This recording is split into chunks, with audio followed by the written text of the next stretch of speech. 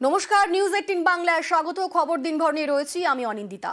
Call রেকর্ডই বিপদ বাড়াচ্ছে জীবন কৃষ্ণের। সিবিআইয়ের উদ্ধার করা অডিও ইডির হাতিয়ার। টাকা ফেরত চাওয়ায় চাকরি প্রার্থীদের হুমকি। নিজের ফোনের কল রেকর্ডেই বিপদ জীবন কৃষ্ণের।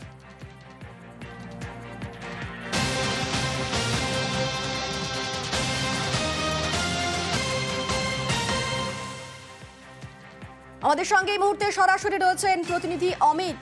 অমিত, জীবন কৃষ্ণের যে কল রেকর্ড উদ্ধার করা হয়েছে, এবার সেই কল রেকর্ডে ইডির হাতিয়ার, ঠিক কি পাওয়া যাচ্ছে সেই কল রেকর্ডে? দেখো, তোমার মনে থাকবে 2023 সালের এপ্রিল মাসে যখন প্রথম সিবিআই আধিকারিকরা জীবন কৃষ্ণ সাহার বাড়িতে অভিযান চালিয়েছিলেন, তার দুটো ফোন তিনি জলাশয় বা পুকুরে ফেলে দিয়েছিলেন। সেই ফোন দুটো উদ্ধার করা হয়েছিল সিবিআইয়ের তরফে এবং তার ফরেন্সিক এক্সপার্টদের কাছে পাঠানো হয়েছিল ফরেন্সিক টেস্টের জন্য।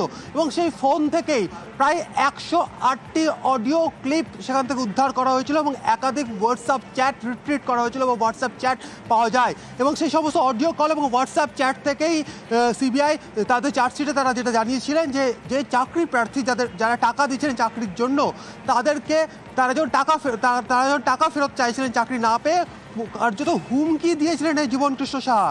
সেই অডিও এবং হোয়াটসঅ্যাপ টেক্সট যা রয়েছে সমস্ত কিছুই এবার ইডির হাতিয়ার হতে চলেছে জীবন কৃষ্ণ সাহার বিরুদ্ধে। কারণ মানি লন্ডারিংয়ে তারা যে তদন্ত করছে, টাকার যে লেনদেন হয়েছিল, এই অডিও কল সবচেয়ে বড় হাতিয়ার এবার ইডির। কারণ সেখানে জীবন কৃষ্ণ সাহার মোবাইলে সে অডিও কিন্তু রেকর্ড হয়েছিল।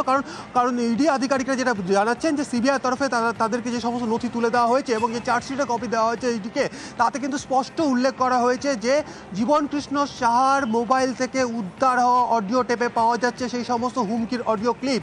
সেখানে কার্যত যারা চাকরি প্রার্থী, যারা তাদের একাংশ যখন তারা চাকরি না পেয়ে টাকা ফেরত চেয়েছিলেন, সেখানে জীবন কৃষ্ণ সাহা সেই সমস্ত চাকরি প্রার্থীদেরকে মিথ্যে মামলায় ফাঁসিয়ে পুলিশের কাছে গ্রেপ্তার করিয়ে দেবেন এই মর্মে হুমকি দিয়েছেন। এই ধরনের চাঞ্চল্যকর অডিও ক্লিপ কিন্তু এবার হাতিয়ার হতে চলেছে ইডি।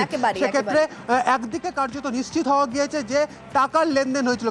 কারণ একেবারে অমিত, তো এইবার সেই কল রেকর্ডই জীবন কৃষ্ণের জন্য বড় বিপদ ডেকে আনতে পারে এমনটাই অনুমান করা হচ্ছে। আপাতত ধন্যবাদ তোমাকে অমিত।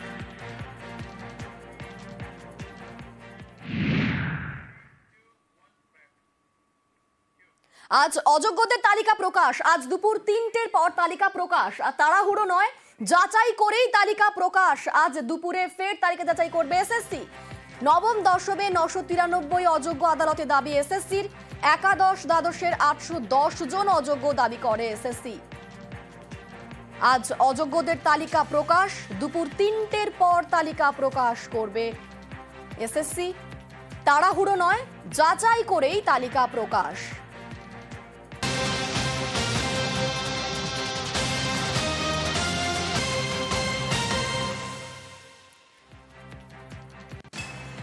এই মুহূর্তে আমাদের সঙ্গে সরাসরি রয়েছেন প্রতিনিধি সোমরাজ। সোমরাজ, তাড়াহুড়ো কেন করছে না এসএসসি? কেন এত সতর্ক এসএসসি?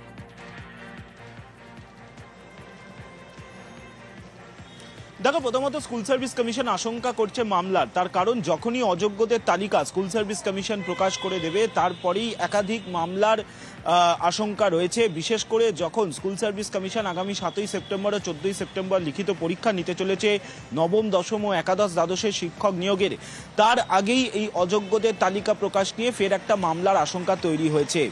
যদিও স্কুল সার্ভিস কমিশন তাড়াহুড়ো নয়, বরং যাচাই করেই এই অযোগ্যদের তালিকা প্রকাশ করতে চলেছে। এসএসসি সূত্র বা স্কুল শিক্ষা দপ্তর সূত্রে যেটা জানা যাচ্ছে, দুপুর 3টের আগে কোনোভাবেই তালিকা প্রকাশ করা সম্ভব হচ্ছে না। তার কারণ স্কুল সার্ভিস কমিশনের সচিব, চেয়ারম্যান ও আধিকারিকরা এসে আরও একবার এই অযোগ্যদের তালিকা যাচাই করবে। সেই তালিকা যাচাই করার পরেই তালিকা প্রকাশ করা হবে। এক্ষেত্রে যেটা গুরুত্বপূর্ণ, তুমি জানো যে এর আগে বিভিন্ন জেলার স্কুল বিদ্যালয় পরিদর্শকদের অফিসে যোগ্যদের একটি তালিকা পাঠানো হয়েছিল। আমি ঠিক যেখানে দাঁড়িয়ে রয়েছি, অর্থাৎ স্কুল সার্ভিস কমিশনের যে কেন্দ্রীয় কার্যালয়, তুমি দেখতে পাচ্ছ কেন্দ্রীয় কার্যালয় ঠিক পাশেই দাঁড়িয়ে রয়েছি। এই কেন্দ্রীয় কার্যালয় কিন্তু কয়েক মাস আগে যোগ্য শিক্ষক শিক্ষিকারা বিক্ষোভ করেছিলেন। বিক্ষোভের তাদের দাবি ছিল যে যোগ্য শিক্ষক শিক্ষিকাদের তালিকা এসএসসিকে প্রকাশ করতে হবে। এসএসসি কিন্তু তখন সেই তালিকা প্রকাশ করেনি ঠিকই, কিন্তু সেই সময় ডিআইদের কাছে অর্থাৎ বিভিন্ন জেলার স্কুল বিদ্যালয় পরিদর্শকদের কাছে সেই তালিকা পাঠিয়ে দিয়েছিল এবং সেই তালিকা দেখে পরীক্ষার্থীরা আশ্বস্ত হয়েছিলেন যে তাদের মধ্যে থেকে কারা কারা যোগ্য রয়েছেন।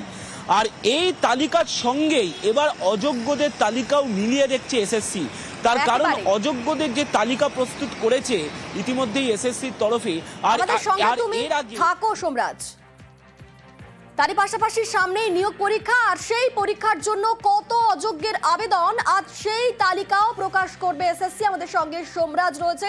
সোমরাজ, আজকে তার মানে দুটি লিস্ট প্রকাশ করবে এসএসসি। কত পরীক্ষার জন্য কত অযোগ্য আবেদন করেছে সেই লিস্টও আজকে প্রকাশ করবে এসএসসি।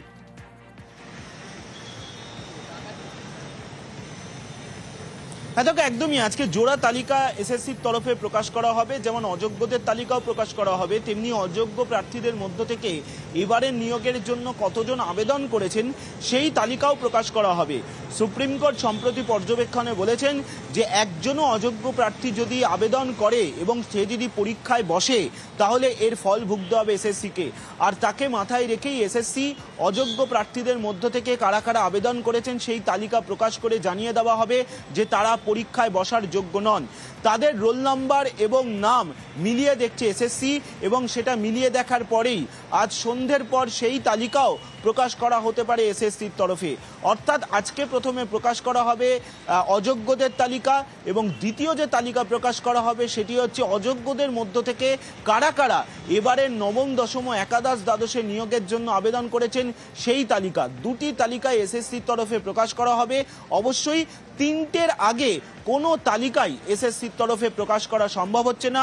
দুপুর নাগাদ এসএসসি চেয়ারম্যান আসবেন, তারপর দুটি তালিকায় যাচাই করা হবে। সেই যাচাই করার পরেই চূড়ান্তভাবে এসএসসির ওয়েবসাইটে তালিকাগুলি প্রকাশ করে হবে। একেবারে সোমরাজ, আমাদের নজর অবশ্যই সেদিকেই থাকবে। আজ তালিকা প্রকাশ করবে এসএসসি, তাড়াহুড়ো নয়, একেবারে বারবার ক্ষতি দেখে তারপর দুটি তালিকা প্রকাশ করবে এসএসসি।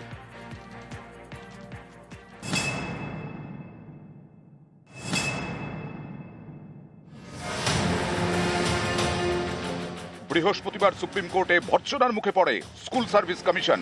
দেশের শীর্ষ আদালত নির্দেশ দেয় 7 দিনের মধ্যে অযোগ্যদের তালিকা প্রকাশ করতে হবে। শুক্রবার এসএসসির আইনজীবী কল্যাণ বন্দ্যোপাধ্যায় আদালতে জানিয়েছেন, শনিবারের মধ্যেই চিহ্নিত অযোগ্যদের নামের তালিকা প্রকাশ করার চেষ্টা হচ্ছে। সুপ্রিম কোর্ট যেটা বলেছেন সেটা মানতেই হবে। তা আমাদের এসএসসিকে আমরা বলবো যে এসএসসি এটা আমাদের যিনি আইনজীবী আছেন সম্মানীয় সাংসদ কল্যাণ বন্দ্যোপাধ্যায়, তার মতো কথা মতো তিনি যে গাইডলাইন দেবেন সেই অনুযায়ী এসএসসি সুপ্রিম কোর্ট যা নির্দেশ দিয়েছে সেটাই করবে।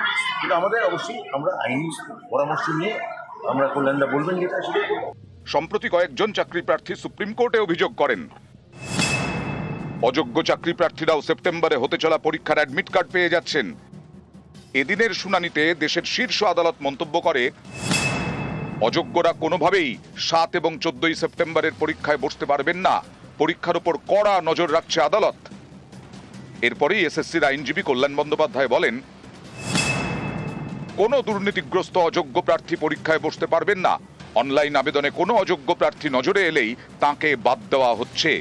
পরীক্ষার আগে এবং পরেও দেখা হবে কোনো অযোগ্য প্রার্থী ভুলবশত পরীক্ষায় বসে গিয়েছেন কিনা।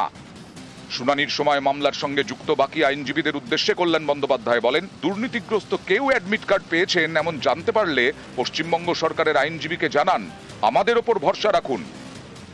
গত 2 এপ্রিলে এসএসসির 2016 শিক্ষক নিয়োগের প্যানেল বাতিল করে দেয় শীর্ষ আদালত।